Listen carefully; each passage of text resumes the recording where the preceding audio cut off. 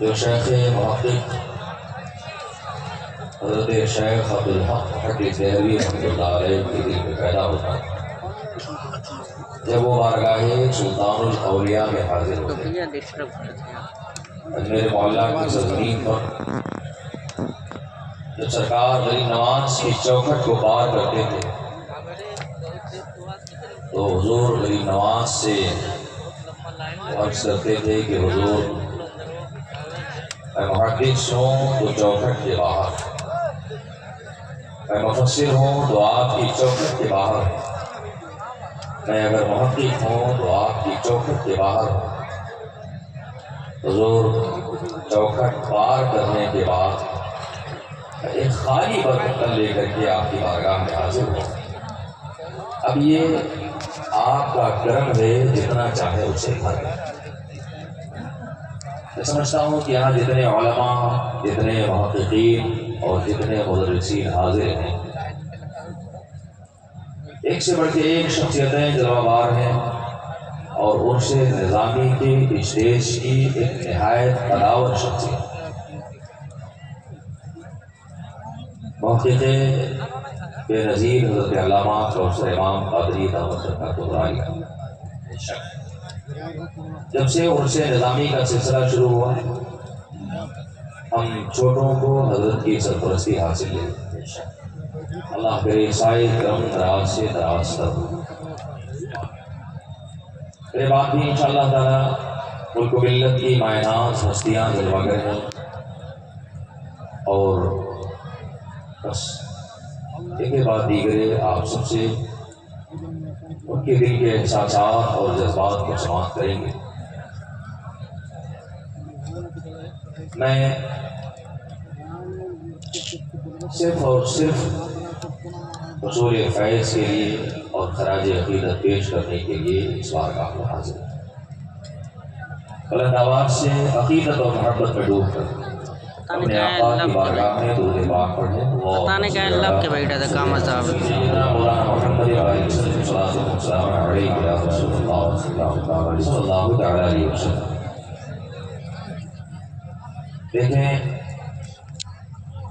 انسان ہونے کے ناطے ہم اپنے سماج میں، اپنے معاشرے میں بہت سارے رشتوں سے اور بہت سارے تعلقات سے جڑے ہوتے ہیں۔ ہم کسی کے بیٹے ہوتے ہیں، ہم کسی کے باپ ہوتے ہیں، ہم کسی کے بھائی ہوتے ہیں اور ہم کسی کے دادا ہوتے ہیں، ماموں ہوتے ہیں، بہت سارے رشتے ہیں۔ مگر آپ نے کبھی اس پہلو پر غور کیا تمہارے ڈسٹرب کر دیے کہ جب سے آپ نے شعور سنبھالا اور جب سے آپ نے سوچنا اور سمجھنا شروع کیا، آپ نے زندگی کے ہر لمحے میں یہ خیال کیا اور یہ ارادہ کیا کہ اگر ہم باپ ہیں تو ہمارا بیٹا ہم سے خوش ہے، ہم اگر بھائی ہیں تو ہمارا بھائی ہم سے خوش ہے، ہم اگر بیٹے کی حیثیت رکھتے ہیں تو ہمارا باپ ہم سے خوش ہے۔ مگر آپ خود اپنا مشاہدہ بیان کر سکتے ہیں کہ عمر کے اس حصے تک ہم پہنچ گئے، کسی کی عمر 30 سال، کسی کی عمر 40 سال، کسی کے بال پکنے کے قریب ہو گئے، مگر آپ لاکھ کوشش کے باوجود آپ سب کو خوش نہ کر سکے، سب کو راضی نہ کر سکے۔ عام طور سے ہوتا یہ کہ ہمارا سگا بھائی جو ہم سے خون کا رشتہ رکھتا ہے اور ہم اور وہ دونوں ایک ہی ماں کے پیٹ سے پیدا ہوتے ہیں، مگر اکثر ایسا ہوتا ہے کہ ہم اسے بھی خوش نہیں کر پاتے۔ یہ سارے رشتے جنہیں ہم خوش کرنے کی کوشش کرتے ہیں، سارے رشتے اپنی جگہ پر رہتے ہیں، مگر ہم سب کو خوش نہیں کر سکتے۔ سوال یہ ہے کہ اگر کوئی انسان چاہے کہ اس سے ساری دنیا خوش رہے، اسے ساری دنیا مانے اور اسے ساری دنیا تسلیم کرے، تو آخر اس کا طریقہ کیا ہے؟ وہ کون سا راستہ ہے جس راستے پہ چل کر کے وہ ساری دنیا کو خوش کر سکتا؟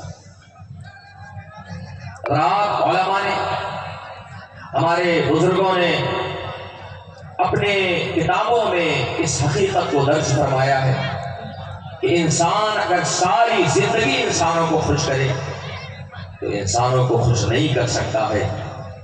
اگر وہ چاہتا ہے کہ ساری دنیا اس سے خوش ہو جائے تو اس کا صرف ایک طریقہ ہے، اور وہ طریقہ یہ ہے کہ وہ اپنے خدا کو خوش کر لے، اس سے ساری خدائی خوش ہو جائے۔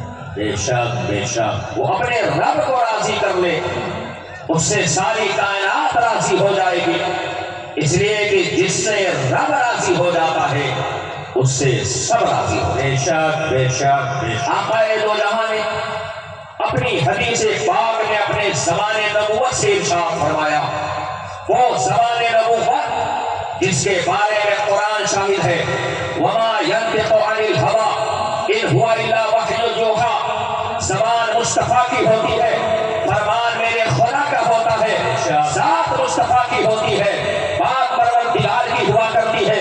اسی لیے میرے امام نے فرمایا وہ زبان جس کو سب کل کی کنجی کہے، چشمہ علم و حکمت پہ لاکھوں سلام۔ رات آپ ذرا غور کریں، آقا ارشاد فرماتے من کان للہ کان اللہ لہ، جو اللہ کا ہو جاتا ہے اللہ اس کا ہو جاتا ہے، اور جب خدا کسی کا ہو جاتا ہے اللہ ارشاد فرماتا ہے اے جبریل جاؤ زمین والوں کے دلوں میں میرے فلاں بندے کی محبت ڈال دو، اس لیے کہ میں اس سے محبت کرتا ہوں، تو اسے انعام یہ ملنا چاہیے کہ اللہ کی ساری خدائی اس سے محبت کرے۔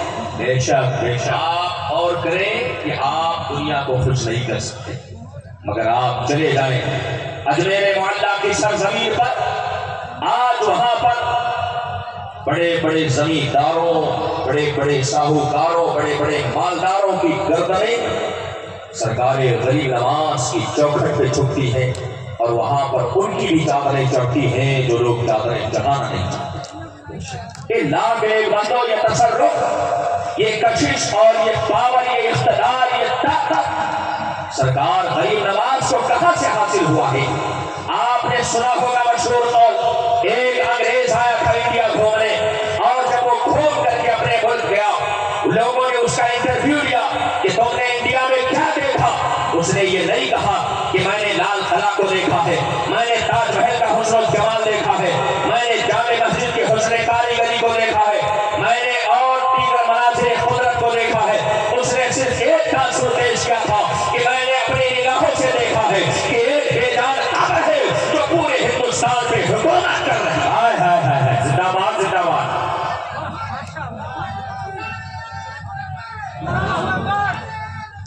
یا رسول اللہ، زندہ باد زندہ باد۔ انسان جب اپنے آپ کو اللہ کی ذات میں فنا کر دیتا ہے تو اس کا مقام یہ ہوتا ہے آپ اس کے ہوتے ہیں، ادائیں اللہ کی طرف سے ہوتی ہے، آنکھ اس کی ہوتی ہے، آنکھوں کی بصارت یہ اللہ کی طرف سے ہوتی ہے، کان اس کے ہوتے ہیں، کانوں کی سماعت یہ اللہ کی طرف سے ہوتی ہے۔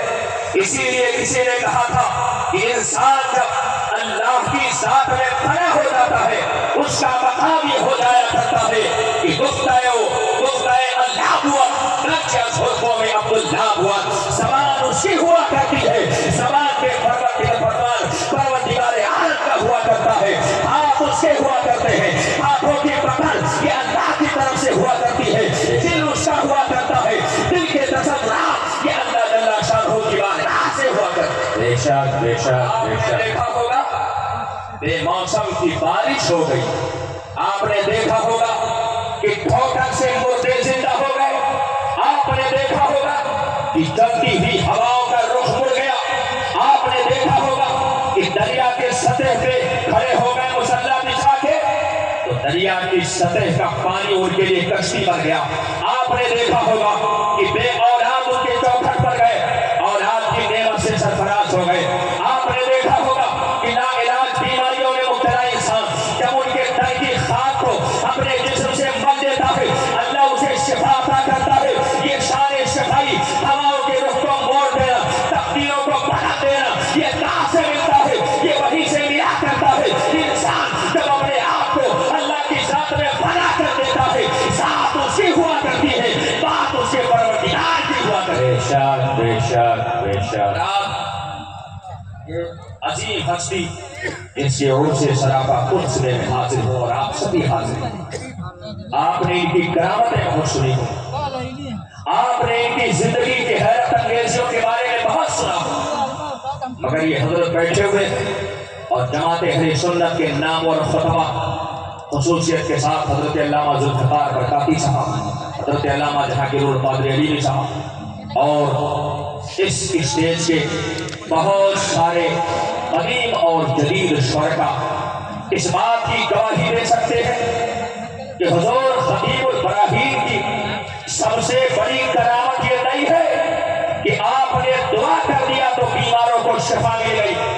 آپ کی سب سے بڑی کرامت یہ نہیں ہے کہ آپ نے چلتی ہوئی ٹرین کو روک دیا۔ آپ کی سب سے بڑی کرامت یہ نہیں ہے کہ آپ کو دست غیب حاصل تھا۔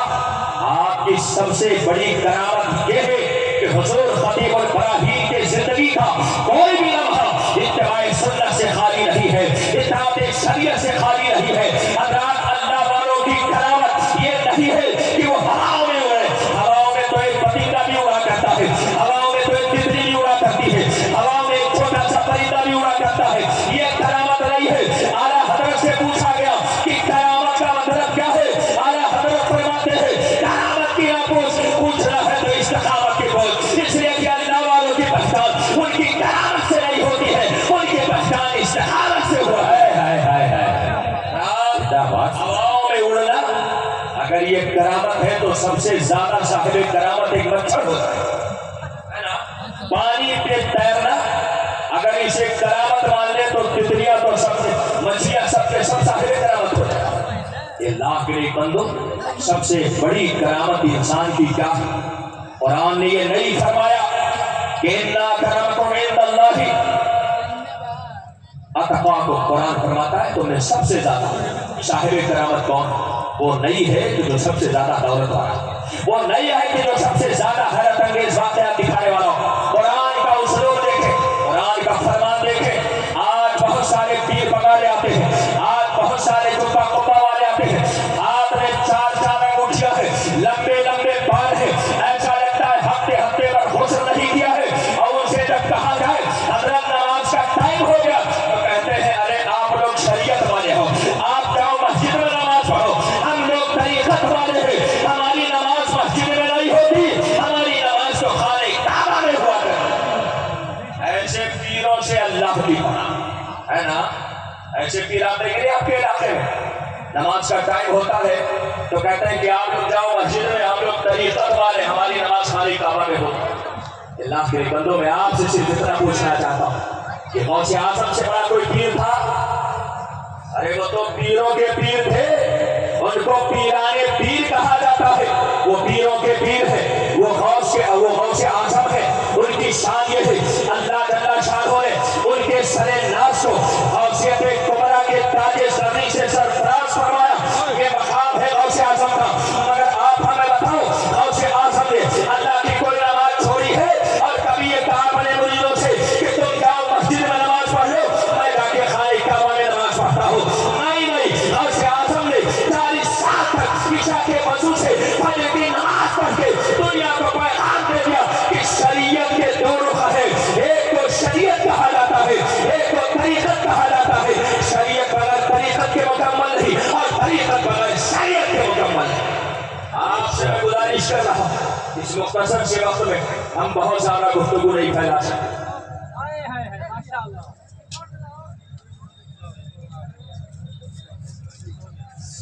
میں آپ سے بہت زیادہ تفصیلی گفتگو نہیں کر سکتا، اس لیے کہ میں نے آپ سے شروع میں عرض کیا کہ ہم اپنے گھر میں آئے، یہ ہمارا پیر خانہ ہے، صرف اس پیغام کو لے کر کے یہاں سے جائیں کہ اللہ والوں کی سچی محبت اور عقیدت کا مطلب کیا ہے۔ حضرت ایک کی آیات والی تھی، حضرت سفیان ثوری کا قول نقل فرماتے ہیں شفا شریف میں، آپ فرماتے ہیں کہ المحبت اتباع رسول اللہ۔ ہر کوئی دعویٰ کرتا ہم رسول اللہ سے محبت کرتے، ہر کوئی دعویٰ کرتا ہے ہم نبی پہ جان دینے کے لیے تیار ہے، مگر میں آپ سے عرض کرنا چاہتا ہوں جو نبی کے نام پر 5 وقت کی نماز نہ پڑھ سکتا ہو وہ نبی پہ جان کیا دے سکتا ہے، نبی پہ زندگی کا قربان کر سکتا ہے، نبی کے لیے اپنی حیات کو نشاور کیسے کر سکتا ہے۔ آپ سے میں گزارش کرنا چاہتا ہوں اگر آپ کو نبی سے سچی محبت ہے، اگر آپ کو خطیب البراہیم سے سچی عقیدت و محبت ہے تو آپ یہاں سے عہد کر کے جاؤ کہ حضور خطیب البراہیم ہم آپ کے نام پر صرف ریاض نہیں دلائیں گے، ہم ریاض بھی دلائیں گے اور آپ کے نام پہ انشاءاللہ ہم نماز بھی پڑھیں گے۔ انشاءاللہ تو کہہ دیں اللہ ہو سکتا ہے تو فکر دے دے بھائی، نیت المومن خیر من عمل، آپ نیت کر لو پڑھ لیا تو ٹھیک ہے، ورنہ نیت کرنے کا تو ثواب مل جائے گا۔ اللہ کرے آپ سب کو حضور خطیب البراہیم کے نقش قدم پر چلنے کی توفیق پہنچائے، اور یہ خانقاہ جس میں ہم اس وقت حاضر ہیں اللہ کا شکر ہے آپ نے میرے بہت دیکھے ہوں گے، آپ نے اس طرح کے ہنگاموں کو بہت دیکھا ہوگا کہ جہاں عرس نہیں ہوتا ہے بلکہ صحیح معنوں میں میلہ لگتا ہے، میلہ ہے نا، وہاں پر ہوتا کیا ہے آپ کو بتانے کی ضرورت ہے، اس لیے کہ آپ لوگ ایسی جگہوں پہ بڑی دلچسپی سے جاتے ہیں۔ یہ عرس ہے اور یہ اس خانقاہ کا اور نئے امتیاز ہے کہ یہاں پر آنے کے بعد آپ کو طریقت کا فیضان بھی ملتا ہے اور شریعت کا سبق بھی ملتا ہے۔ آپ کو ایک طرف حضور خطیب البراہیم کے مرکز اطہر سے طریقت کا جھانک دلایا جاتا ہے تو دوسری طرف ذمہ دار اسٹیج سے، ذمہ دار علماء کی زبان سے آپ کو شریعت کا پیغام بھی دیا جاتا ہے۔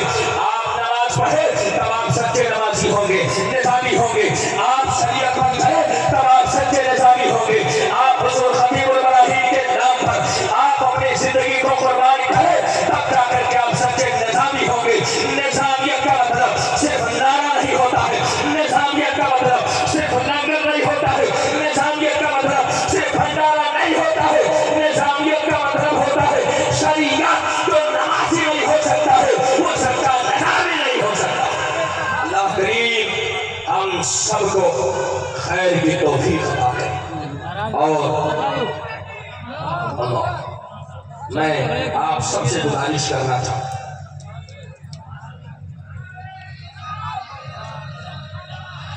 زندہ باد، زندہ باد، سارے بزرگوں کے نام لے آتے 15 روپے اور نعرہ لگانا ہو تو کئی منٹ تک نعرہ ہی چار لگانا چاہ ہے نا، اللہ تعالیٰ ایسے قلندروں کو اس کا چاہ ہے لیکن ایک آپ آدھا لیے ہے نا، میں آدھا کا نہیں اسی لینا۔ پہ اپنی گفتگو کو ختم کرنا چاہتا ہوں۔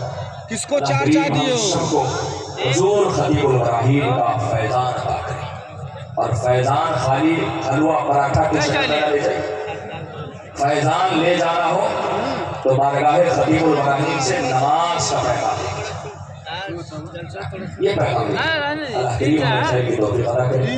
ہمارے بہت سارے ذمہ دار علماء اس وقت رونے کے اسٹیج ہیں، ہمیں ان کی باتیں سننی ہیں، ان سے سبق حاصل کرنا ہے۔ اللہ تعالیٰ اسی طرح سے اس عرس سراپا قدس و روز و ترقی عطا فرمائے، اور صاحب سجادہ حضور حبیب العلماء کا سائے کرم ہم تمام غلامان خانقاہ نظامیہ پر قائم و دائم رکھیں۔ وما توفیق الا باللہ، السلام علیکم، ماشاء اللہ۔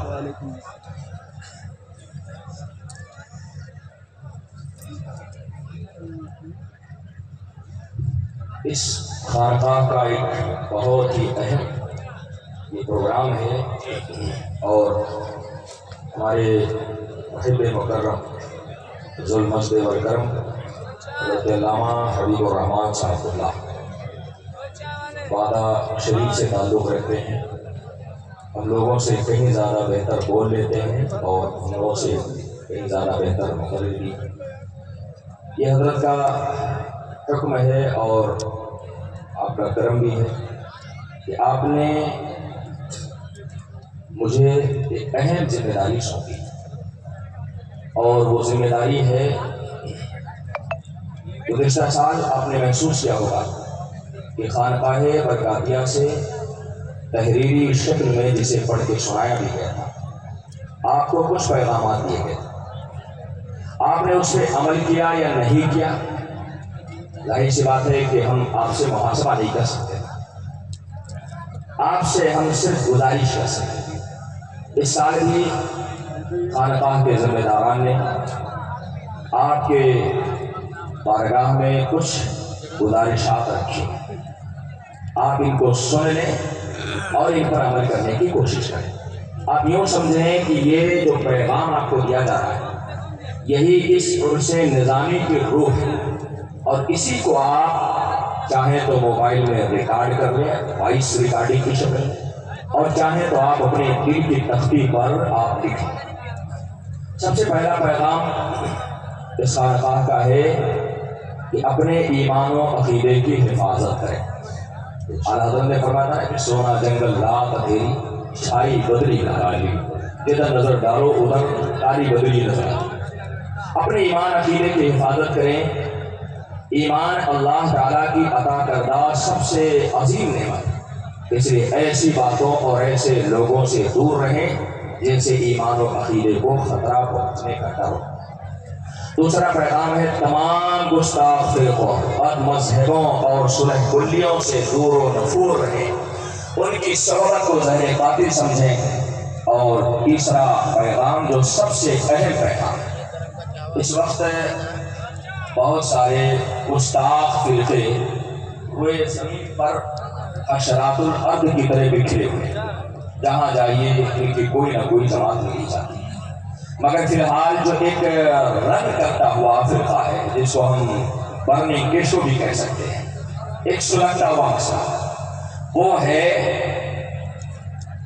رافضیت، جو مولائیت کے لبادے میں اور مولائیت کے لباس میں آ کر کے حب اہل بیت کے نام پر سیدھے سادے مسلمانوں کو دھوکہ دے رہا ہے۔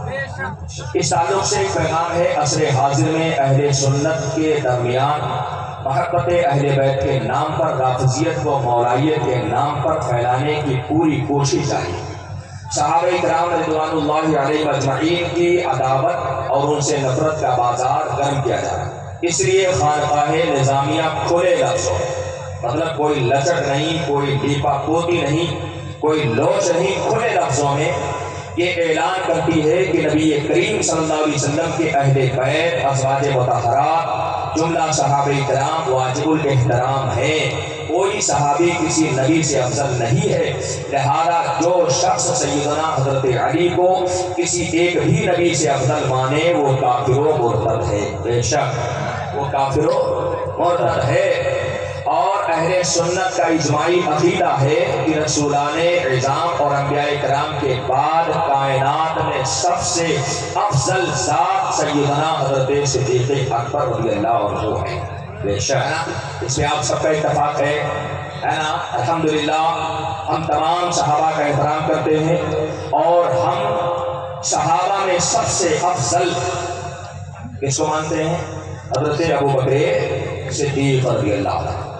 یہی موقف تمام صحابہ کرام، امامین کریمین اور تمام ائمہ مجتہدین اور تمام اولیاء کاملین، کسی صحابی کی توہین و تنقیص کرنا، خصوصاً حضرت امیر معاویہ، حضرت زبیر، حضرت عائشہ رضی اللہ تعالی عنہم پر زبان دراز کرنا رافضیت اور شیعوں کے ایک قدیم گستاخ فرقہ لاعنیہ کا فاسد عقیدہ، لاعنیہ لعنت کرنے والا ایک فرقہ لگائیے 80 52 37 48 70۔ تمام نظامی برادران اس طرح کے عقیدے سے دور رہیں۔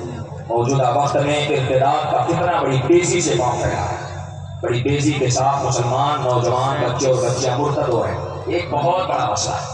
آپ روزانہ اخبارات میں پڑھتے ہوں گے کہ فلاں علاقے میں اتنے لوگ مرتد ہو گئے، سارے ایمان سے خارج ہو کر کے وہ کفر میں چلے گئے۔ اس طرح سے ارتداد کا ایک طوفان ہے۔ آپ سبھی حضرات سے گزارش ہے کہ اپنے اولاد کی صحیح تربیت کریں۔ صحیح تربیت کا مطلب یہ ہے کہ انہیں دینیات کی تعلیم دیں، آپ فرض کریں آپ کا بچہ اسکول میں پڑھ رہا ہے تو ہم آپ کو منع نہیں کرتے کہ اپنے بچوں کو اسکول میں نہ پڑھیں. ہم آپ سے اتنی گزارش کریں گے کہ اگر اس کے ایک ہاتھ میں سائنس کی کتاب ہو تو دوسرے ہاتھ میں اس کے قرآن ہونا چاہیے. دوسرے ہاتھ میں قرآن ہونا چاہیے. ایک طرف اسے اگر میتھ اور دیگر چیزیں پڑھائی جائیں تو دوسری طرف اسے توحید کا عقیدہ بھی سمجھایا جائے, عقیدہ رسالت بھی سمجھایا جائے. اس پہلو پر آپ حضرات دھیان دیں تاکہ آپ کے بچے ارتداد کا شکار نہ ہونے پائیں. ایک اہم پیغام, جدید ایجادات میں موبائل کا فتنہ اس وقت ہمارے بچوں کی صحت, اخلاق, اقدار, وقت, مال, ہر چیز کو متاثر کر رہا ہے. سوشل میڈیا سے شدید لگاؤ اور نیٹ پر موجود خرافات تک آسانی کے ساتھ رسائی موجودہ نسل کے حال و مستقبل دونوں کو برباد کر رہی ہے. پر وقت اس کے نقصانات سے بچنے کی تدبیر نہ کی گئی تو آنے والی نسلیں تباہ و برباد ہو جائیں. ہے نا, حضور نے فرمایا کلکم راع وکلکم مسئول عن رعیتہ. آپ اپنے گھر کے گارجین ہیں اور اللہ کی بارگاہ میں صرف آپ سے آپ ہی کے بارے میں پوچھا جائے گا, آپ کے اولاد کے بارے میں پوچھا جائے گا کہ آپ نے اس کی تربیت کیسے کی. اس لیے ابھی سے آپ اس کا اہتمام کریں. اپنے بچوں کو جب تک کسی لائق نہ بن جائے ان ساری چیزوں سے دور رکھیں. ایک اور پیغام, اس وقت ظالموں کے ظلم کا جواب اور مذہب اسلام کا دفاع صرف اور صرف علم سے کیا جا سکتا ہے. ہمارے پاس اس وقت کوئی ہتھیار نہیں, ہمارے پاس صرف ایک راستہ ہے کہ ہم پڑھیں اور آگے بڑھیں. یہی وہ شارٹ کٹ راستہ ہے جس پر ہم چل کر کے ترقی بھی کر سکتے ہیں, اپنے مذہب کا دفاع بھی کر سکتے ہیں. اس لیے آپ خانقاہ برکاتیہ کا وہی پیغام دہرا لیں کہ آدھی روٹی کھائیں گے بچوں کو پڑھائیں گے. آدھی روٹی کھائیں بچوں کو پڑھائیں. اسی سے آپ کی قوم ترقی کرے گی, آپ کا سماج ترقی کرے گا اور انشاءاللہ تعالیٰ آنے والی نسلیں اللہ چاہے گا تو بہتر سے بہتر مستقبل کی تعمیر کرے گا. ایک آخری بات میں آپ سے عرض کر دوں, ایمان عقیدے کی صحت کے شرط کے ساتھ آپس میں اتحاد کو فروغ دیں. مساجد و مدارس کو لے کر کے گروپ بندی نہ کریں. مساجد اور مدارس کو لے کر کے آج کل حالت یہ ہے کہ جتنے بڑی مسجد ہوتی ہے اتنے پارٹیاں وہاں پہ ہوتی ہیں, جتنے بڑا مدرسہ ہوتا ہے اتنے زیادہ گروپ بندیاں وہاں پہ ہوتی ہیں. آپ کب سدھریں گے اور آپ کو کب آخر ہوش آئے گا؟ آج طوفان ہمارے دروازے پر نہیں ہمارے گھر میں داخل ہو چکا. ہمیں پھر بھی اس کی پرواہ نہیں, ہم مسجد کے نام پہ لڑ رہے ہیں, ہم مدرسے کے نام پہ لڑ رہے ہیں. ہمیں ذرا بھی احساس نہیں ہے کہ قوم میں جب انتشار پیدا ہوتا ہے تو پھر بڑی بڑی سلطنتیں بھی تباہ ہو جاتی ہیں. آپ سب سے گزارش کروں گا کہ ایمان عقیدہ اگر صحیح ہے, مسلک اعلیٰ حضرت پر کوئی ہمارا بھائی کاربند ہے, ساتھی اختلافات کو بھلا لیں. اللہ کے رسول کا ارشاد سامنے رکھیں کہ جو اللہ کے لیے جھکتا ہے اللہ تعالیٰ اسے بلندی عطا کرتا ہے. اللہ تعالیٰ آپ سبھی حضرات کو خیر کی توفیق عطا کرے. یہ کچھ پیغامات تھے, باقی دیگر پیغامات زمانی شکل میں آپ کو علما دیں گے. آپ سب کو سنیں, سب پر عمل کرنے کی کوشش کریں. اللہ کریم ہم سب کو عمل خیر کی توفیق عطا کرے. السلام علیکم ورحمۃ اللہ. ماشاء اللہ. دو شعر کے لیے محمد عارف. السلام علیکم ورحمۃ اللہ تعالی وبرکاتہ.